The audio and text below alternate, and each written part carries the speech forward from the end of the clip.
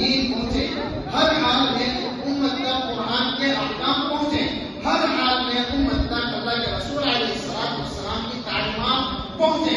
ان تمام چیزوں کو پہنچانے کے لیے آج بھی ہمارے علماء کرام یہ جد و جہد کر رہے ہیں۔ حالانکہ دور حاضر کا اگر ہم مشاہدہ کریں، معائنہ کریں، یہ چیز ہمارے سامنے آتی ہے کہ اگر کوئی شخص کسی کے پاس قرآن کی تعلیم لے کر کے جاتا ہے تو اس کے ساتھ بدتمیزی کی جاتی ہے، اس کو گالیاں دی جاتی ہیں، اس پر لعنت و طعن کیے جاتے ہیں، حتیٰ کہ بہت سارے واقعات اس طریقے کے ہیں کہ کچھ لوگوں نے صرف اس وجہ سے کہ ان تک قرآن کے احکام پہنچائے جا رہے ہیں، صرف اس وجہ سے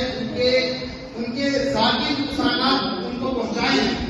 ان کی فیملی کے لیے، ان کی ماں بہن کے لیے۔ اس طریقے کے واقعات بہت سارے